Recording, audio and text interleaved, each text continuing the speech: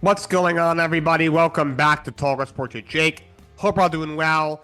Let's start off with some baseball. Opening night was Wednesday with the god-awful Yankees-Giants Netflix broadcast. Thursday, yesterday was opening day. I want to talk about opening night a little bit. I want to show you a couple of highlights from the New York Yankees and the San Francisco Giants game. First and second with 3 runs in and still only 1 away. First pitch to Trent Grisham, cranked up and sent into the right center field gap. McMahon's going to score easily. They're going to wave Wells around. Plays to third. Throw hits another runner. Wow! Yankees really exploded in the second. Jose Calabro with an RBI single in the second inning to left field. That put the Yankees up 1-0. Interesting to see what kind of role he has. So he started at shortstop in this game. Obviously, Anthony Volpe's played shortstop the last 2 years, mainly for the Yankees, but he's just been so bad. A lot of fans are fed up with him. Not sure why Aaron Boone and Brian Cashman see so much in this kid. Look, he was a first-round pick. He's still young, but it's hard to see a whole lot coming out of it. A clever hit, an RBI double, actually, it was. They made it 1-0 Yanks. It was still second and third and 1 out at that point. But that led to the next guy. Plucks one up the middle for a base hit. 2-run hit for the Yankees. They would go up 3-0. And the rally would just continue.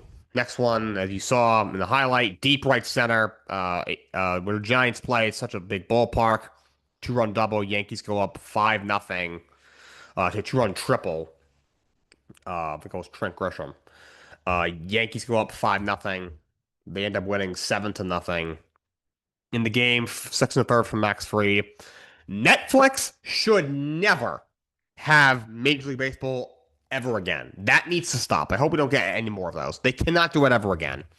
The broadcast was awful. Their score bug was just a train wreck. They weren't showing it at times. It was very hard to read. The logos were almost hidden. It was like playing Where's Waldo, trying to find the logos in the score bug. And they didn't show the first ever ABS call ever because they were doing an in-game interview with the Giants manager, Tony Vitello. Like, also, something else we gotta stop.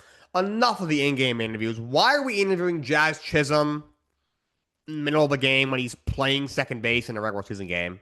Why is that happening? Why are we interviewing the Giants manager while his team is losing by multiple runs in his first game as an LB manager? We don't even show the ABS. That was just absolutely horrific. It's horrible. And these broadcasters have to stop pretending like fans like the in-game interviews. No, we don't. It's one thing in an all-star game. Doesn't matter. It's just for fun. But in a regular season game, that should not be happening. It should not be happening. They need to get rid of that. Okay? Enough. But we'll talk about some of the games from opening day. I don't know why they did opening night on Netflix. And also, why is Bert Kreischer there? No, I don't like him. I'm not saying nobody likes him. I don't know why people like him. He's not funny at all, if you ask me. He did this like little hype up thing. I don't know why that was done. And then why was Jey Uso there? I don't want to see him when he's wrestling on Monday Night Raw. Then we got to hear his theme music on opening night.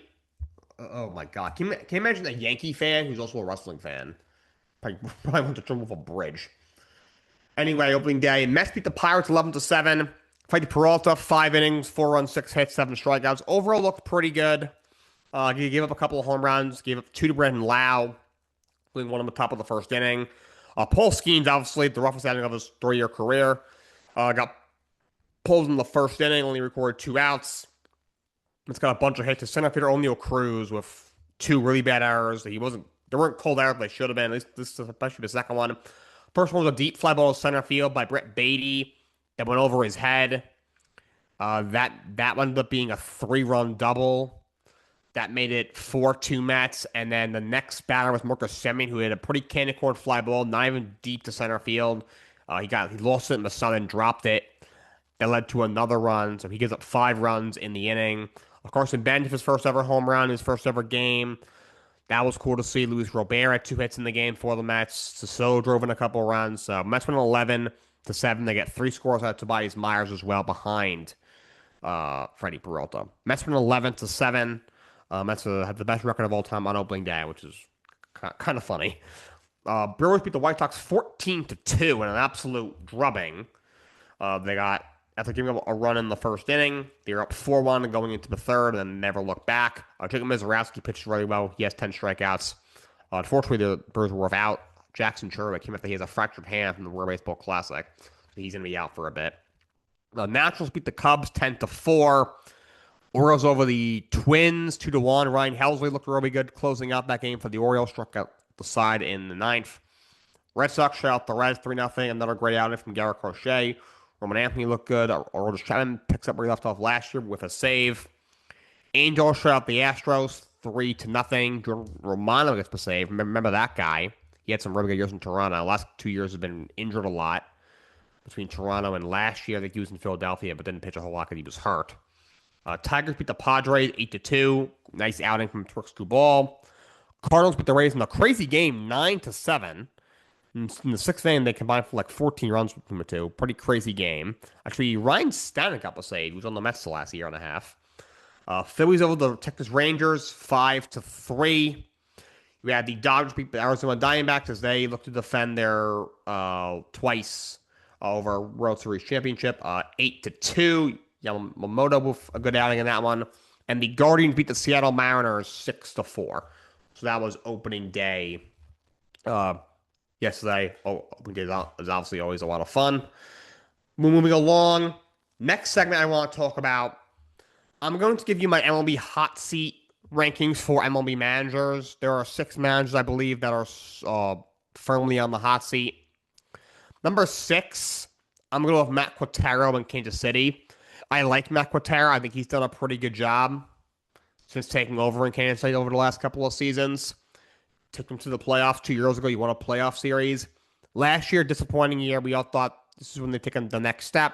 They took a step back instead. You missed the postseason. This year, a healthy rotation with Cole Reagans and Michael Wacha and Seth Lugo. A lot of the young pieces you have offensively. If some of these young guys don't take a step forward and this team isn't able to make the postseason, they're going to have to do something. And it's like, they're not at the point where they're looking to retool because they're just coming out of a rebuild. So if I had to guess, they will probably look at in the dugout and be like, you just haven't done a good enough job. Number 5 is Aaron Boone. Like, Aaron Boone should be 1. He should have been fired 5 years ago. The Yankees is an aging core that just can't get over the hump. And at some point, they need to make a change. I don't know why they haven't done so with this regime already, but I admit 5. He has to be on this list. Again, he should be 1, but Hal Steinbrenner is just so content every year, winning 90 games, making the playoffs, and losing in the ALVS or the LCS that as long as they do that again, which they should be able to do, he'll probably come back another year. But on the off case that maybe something that goes haywire, maybe Hal Steinbrenner wakes up and finally sees the light and realizes a regime change is necessary, then just maybe Boone gets let go. So I have him at 5. Number 4 is Ali Marmol. Look, his team isn't good. They sold off a lot of pieces at the deadline. You trade Wilson Contreras away. You trade Sonny Gray away. You trade away Brenton Donovan as well. So there isn't a whole lot here. They're going to be a last place team. They're going to be very bad. But just this is what Wilson at one point was very talented, and he's kind of run them into a ground, not all on his own by any means. But I never thought he was that great of a manager. I was surprised he didn't get fired after last year. I was surprised he got a multi-year extension recently. So the extension is the only reason I don't have him even higher. I could see them being like, you know what? If they were to fire him after last year, because everyone knew they were heading for a rebuild, Shane Bloom taking over the front office, maybe they wouldn't be that attractive of a job. But Ollie, so maybe they're like, oh, we're gonna sell off. We'll be really bad. We'll lose 98 games. And they'll be like, oh, look, we suck. We can fire the guy. Maybe that's the case, or if they did just give him an extension, so it makes me think they're going to hold off on that. But I'll put him at 4. I just think at some point you need to realize he's just not the answer. Number 3, I have Rob Thompson. Overall, I like Rob Thompson. I think he's a relatively good manager. But just, I don't know what else Philadelphia can do roster-wise. I was surprised he wasn't fired after the first round playoff exit last year in the National League Division Series. I guess technically second round, especially since he had some really poor decisions. In late in that series against the Dodgers. But I would have to think another step back for Philadelphia, maybe a first round playoff, maybe missing the playoffs altogether. But I don't think that'll happen. I think there's a good chance they do still win the National League East. If that happens, I think he has to be gone. And again, I don't hate Rob Thompson. I think he's a good manager. He'd probably be hired right away if he got fired. But again, I just think he's run his course. I think they've reached their ceiling with this guy. And the ceiling was losing the World Series the first year he took over. Since then, they haven't been past the National Championship Series, even though they've had a really talented team. Not a really playoff exit or even more regression, I think will lead to him getting fired. Number two is Joe Upsada in Houston. I mean, look, they win a World Series. He was the bench coach for a lot of this run that they've had. Dusty Baker retired after 2000. What was it, 23? Whatever year they won, they're 22 and they won the World Series. And then he takes over, and he's taken over. They've kind of regressed every single year. Didn't make the playoffs last year. You completely collapse. I think Houston's still a good team, and I think this team can make the playoffs. However, even more regression.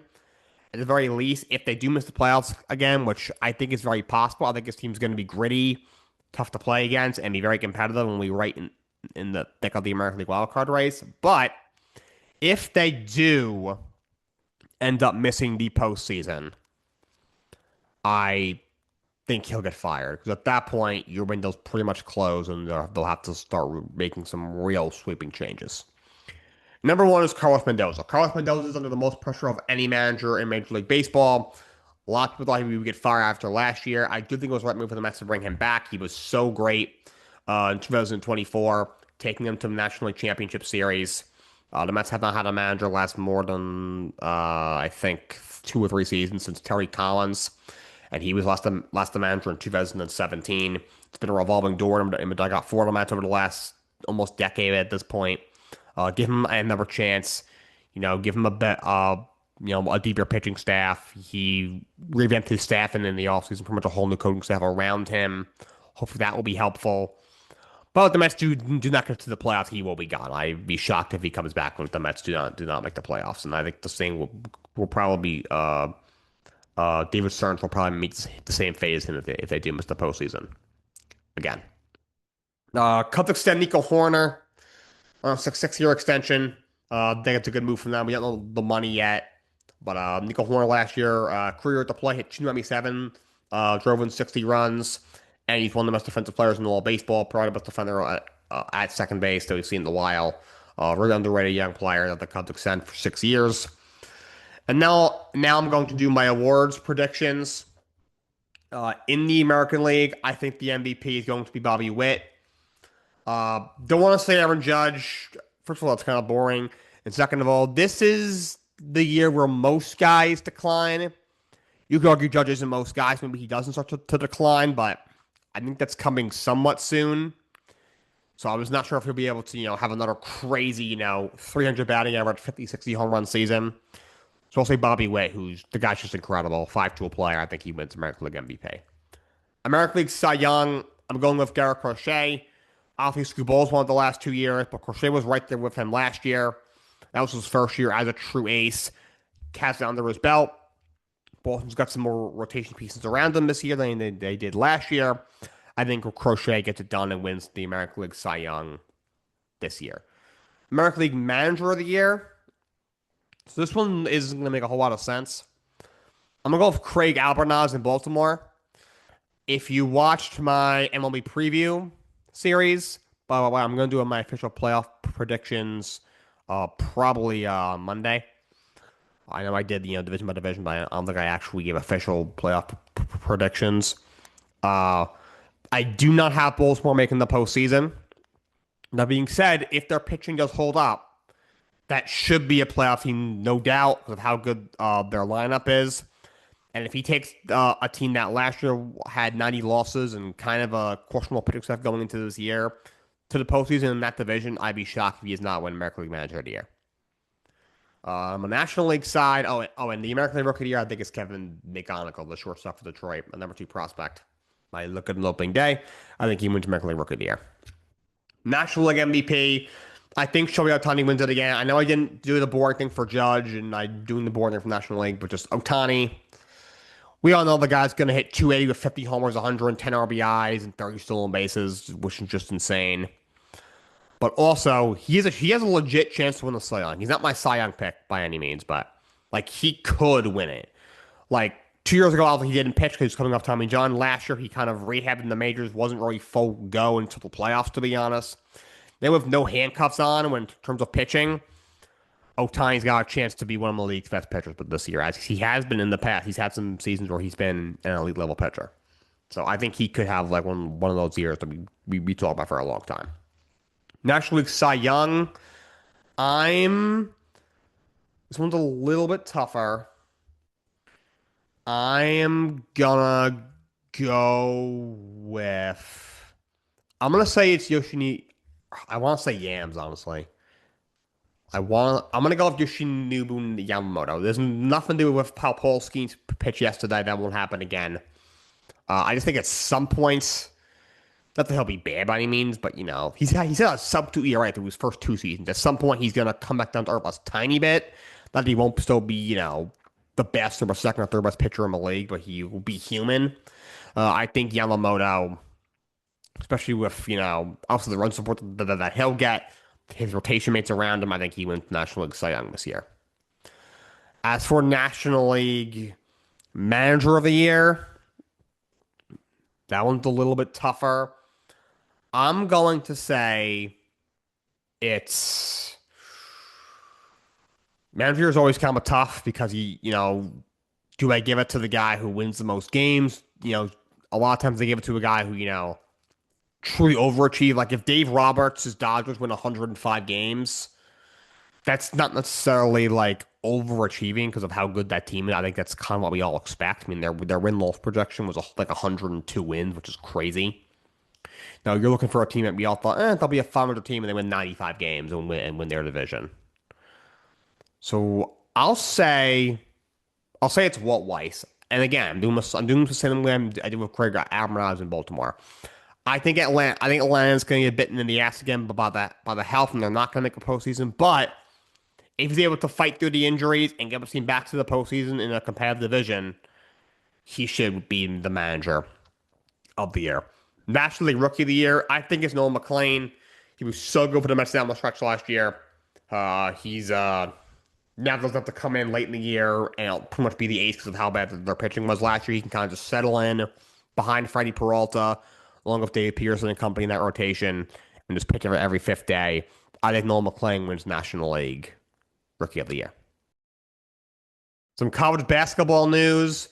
Also, we had the Sweet 16 last night. I'm not going to talk about it. I'll talk about Sweet 16 more on Monday. I don't think this tournament is all that anymore. Anyway, so I kind of don't care. But a couple of coaching hires in college basketball. Boston College hires Luke Murray as their head coach. He's been a pretty hot head coach candidate for a little while now. He's an assistant coach at UConn. He's won 2 national championships as an assistant. He's now the coach at Boston College. And LSU were pretty surprising. They fire Matt McMahon and bring back Will Wade. So Will Wade was the LSU coach a few years ago, from 2018 to 2022. Actually won a lot of games there, but was fired after 22 after an investigation took place, an NCAA investigation. He's a good coach. He started at Chattanooga about 12 years ago. Then he got the VCU job back in 2016. Was there in 2 straight seasons. Took him to the tournament in both seasons. The first year actually won a tournament game. They actually won the conference in the A10 2016. Then takes the LSU job in 2018 and did a really good job. It takes him to the Sweet 16 in 2019. Took them to the tournament in 21 and 22. Won a game in 2021, but was let go after 22 after the scandal. But a few years ago, he takes over at McNeese. In 2024, went 22 and 2. Made the tournament. In 2025, he made the tournament again with McNeese, and they pulled off a huge upset over Clemson in the first round. They were 28-7. Both years they dominated the Southland. Last year took over the NC State and had them in the first four. They made a tournament out of the ACC. Had them in the first four, and then now he's leaving NC State to go back to LSU. Look, he's a good coach. He's won everywhere he's been. He's 266 and 119 as a head coach in 9, 11, 12, and technically 11 seasons because the 2020 year with LSU, the COVID canceled the tournament. He's made the NCAA tournament all but 3 seasons, and the ones he didn't were the 2 years he was at Chattanooga and his first year at LSU in 2018. They didn't quite get into the tournament, but he's a good coach. He's won, like I said, everywhere he's been. He's back at LSU. Moving to professional basketball, the NBA is looking to expand. They have cleared the NBA. The owners voted on it. The NBA has allowed them to look for expansion options in Seattle and Vegas. This is a pretty much a money grab by the NBA. I don't like this for this reason. I know Vegas is there's so much money in that market. We're putting teams there just like that. The A's are going to be moving to Vegas in a couple of years. You obviously put the Golden Knights there a little under 10 years ago. Everyone's moving to Vegas. I think they're getting the WNBA team. Obviously, there's a lot of wrestling events there now. WrestleMania for the second year in a row is going to be there this year. But well, first of all, some of these stuff the pro athletes do. Why would you do that? Second of all, do you know how many bad teams are on the NBA? Right now, if you play the Kings, the Jazz, the Mavericks, the Grizzlies, the Pelicans, the Pacers, the Wizards, the Nets, for the most part, the Bulls, and assuming Giannis isn't playing the Bucks, that's 10 NBA teams that are pretty much free wins. All but like all those 10 teams, probably 8 of them have probably been tanking since February, since last month. The Kings have, nothing. Right now, Zach LaVine is injured. DeMarcus Sabonis is injured. Utah, again, not very good. They're clearly tanking. Lloyd Markkinen is injured. Jaren Jackson Jr. is injured. Dallas, a lot of injuries. Not a whole lot there outside of our rookie Cooper Flag. Memphis, John Morant just got shut down for the year. Obviously, you trade Desmond Bane before the year. You trade Jaren Jackson at the deadline. New Orleans, they don't have a whole lot. They're not any good. In the East, Indiana, obviously, no Halliburton is here. Miles Turner left in the offseason. A lot of injuries. Ivica Zubac is injured. They're clearly tanking. The Wizards are very clearly tanking. Trae Young hasn't played since he got there. AD hasn't played since he got there. There's not a whole lot else. Now Keyshawn George, from a lottery pick, he's now injured. Brooklyn is Michael Porter Jr. and a bunch of rookies, plus Nick Claxton, whatever he is. They just cut Cam Thomas for, I don't know, they felt like it. The Bulls don't have a whole lot. Very young team. And they just shut down a couple of guys as well. And the Bucks were already Giannis and friends with Giannis, kind of injured, kind of not. The Bucks don't want him to play. He wants to play. He's not playing right now. It's basically Miles Turner, who's an above-average player, and a bunch of Jags. So already there are way too many bad teams. Tanking's a major issue. If these two teams are going to be expansion teams, so they're going to be bad the first year or two at the very least. Why are we adding in more bad teams? That is not good for the league. So I do not know why the NBA. Well, I know what the NBA is doing. It's for money. But I do not agree with the decision to add two expansion teams. I know everyone wants back to Super Silence. It's classic. It's iconic. That's cool, I guess. But we do the NBA is this not. It's not. They're not in a position to expand it right now because of how many bad teams they have. They need to figure out this tanking problem first before they think about expanding. So first of all, I want to just talk about very, very quickly the kickoff games for the NFL this coming season. Wednesday, September 9th, the Seattle Seahawks are going to kick off the season, the defending Super Bowl champs. The first Thursday night game will be the next day, September 10th. It'll be Rams and the 49ers. That will take place in Australia because Roger Goodell loves playing games anywhere but the United States, even though he's the commissioner of the American football league. I don't get it, but that's what he wants to do. It's his league, not mine. That's what's going to be happening. Have another story. Had one yesterday about or Wednesday about the quadriplegic who killed the dude and was driving. Just one of the wildest stories you've ever heard. This doesn't get to that level. I don't think I'll ever come across a story that will. If I do, you'll be the first ones to hear about it because I don't know how something's going to top that. This one was combination of sad and just like, what the hell? Alec Boehm, the Philadelphia Phillies starting third baseman, is suing his parents for $3 million. Alec Boehm, the third baseman for the Philadelphia Phillies, has been with the Philadelphia Phillies his whole career. This is going to be his seventh final MLB season. He is suing his own parents. He's alleging that they defrauded him out of millions of dollars while they were managing his finances. So the lawsuit alleges that his parents, Daniel and Lisa, use a series of LLCs, also known as limited liability companies, to funnel money out of his own accounts, and then they use that money for who knows what. He is looking for at least $3 million along with other relief. So apparently, he after he was drafted back in 2019, his parents set up two accounts, two LLCs, to hold his MLB earnings, which is smart. You know, a young 19, 21, 22-year-old kids getting millions of dollars. You don't want them to spend it all in one place, which they will do. But you gotta make that kind of money at that age. So they they wanted him, to be safe, so that when his career is over, because remember, athletes can't work till they're 60 or 70 like normal people. By the time they're 35 or 40 years old, they have to start thinking about getting ready to retire.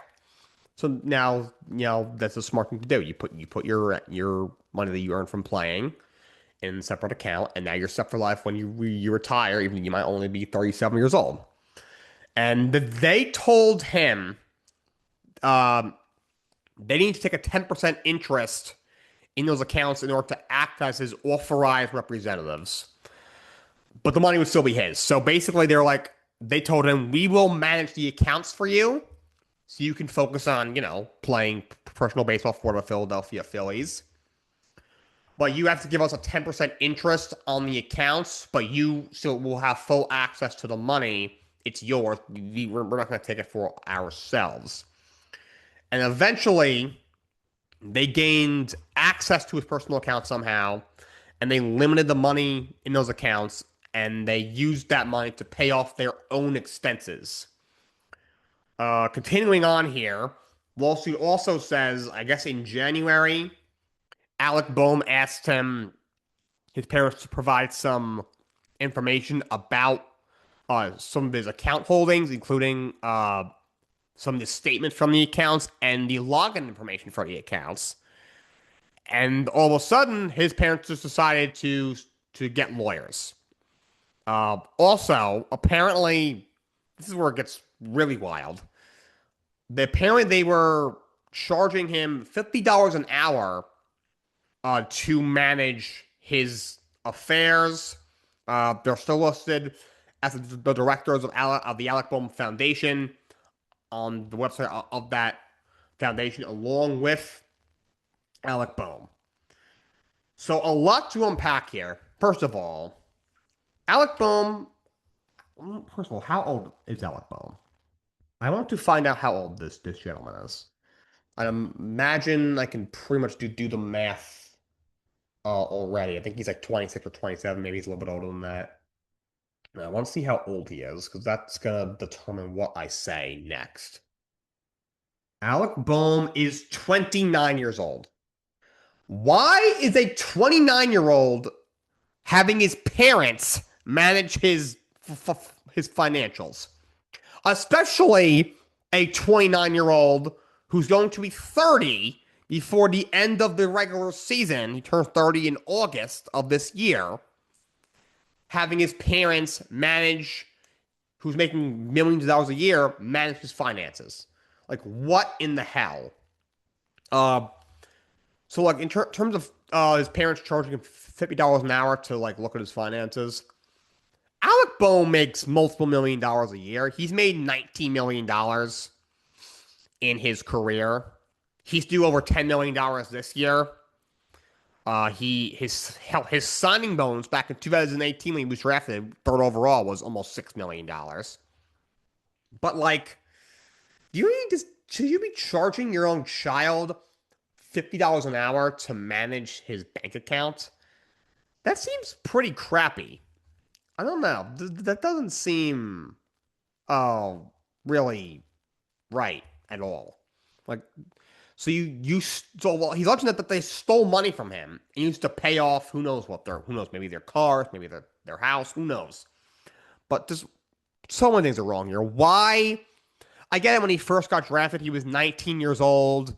MLB, it's not like the NBA or the NFL where you're on a team day one. You have to go through the entire minor system. It takes some guys take a year, some guys take 3 or 4 years. There's like 3 or 4 different levels you got to go through. Everyone knows how that works if you follow baseball. But eventually, maybe once you got to the big leagues, he debuted in 2020. Maybe by at least his first full year in 2021, maybe 2022. Maybe you tell your parents, "Hey guys, hey mom, hey dad, hope everything's well. I'm an adult now. I'm 22 years old. I've been playing in MLB for a couple years. I've made a name for myself. I don't think I need you to oversee my finances anymore. Like, get an agent, get a financial advisor. You've made $19 million in your career. Even at that point, he was probably making at least $2 or $3 million a season in player salaries. You could easily afford a top tier financial advisor, okay, to manage your money. Why are your parents managing your money when you're 29 years old? Like, that's ridiculous. That's absurd.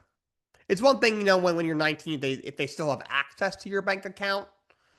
But once you're, 22, 23 years old, especially when you're making millions of dollars like Alec Bohm, why do your parents have access to your bank account? That should not be happening. This is why you hire a financial advisor when you are a professional athlete. Finish things off, let's recap NXT from this past Tuesday, from Tuesday of this week. We kicked off with a women's tag team match.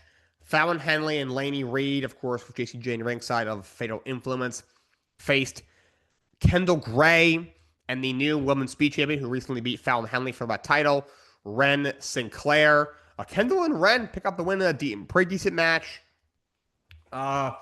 So that rivalry continued. If you remember, the show started with a bunch of backstage requests from Shiloh Hill, Tatum Paxley, and Josh Briggs. Tatum was looking for Blake Monroe because he stole her championship. Then Shiloh Hill was like, "Hey, I can help you out." Josh Briggs wanted to get a word with him. He didn't have time for that. Then we had Sol Ruka and Zarya had a promo, and they both agreed to a match at Stand and Deliver to finally end this feud. Looking forward to that. We had a backstage segment with Ricky Saints and Ethan Page. They argued over who should fight Joe Hendry for the NXT Championship. And Joe Hendry came in and was like, "I don't care which one of you challenges me. I'll be any of you." Then we had Briggs continue to complain about not being able to get time to talk to Robert Stone. We had Kalami Jordan against Thea Hale in a match. Kalami Jordan picked up the win, kind of an match. I'm not a big fan of Thea Hale. She's getting better, but I don't think she's as ready for the main roster as some people think that she is. Then Shiloh Hill was able to gave Tatum Paxley a location on Blake Monroe. Then we had a North American Championship number one contenders match, a gauntlet match. So it started with Jackson Drake and a bunch of different superstars. Eventually, Johnny Gargano ends up in the gauntlet match as Candice LeRae, forced him. Of course, he's still depressed. Into the match, and he ends up winning the gauntlet kind of just by luck. And he will challenge Miles Bourne for the NXT North American Championship at Stand and Deliver. That's going to be a really good match. He needs to turn back the clock. I do not care. We need Johnny wrestling back. Enough of this depressed gimmick. It's pretty funny. I like the development of it, but Johnny, turn back the clock. Come back, come out to your this Rebel Heart song. Uh, I want it all.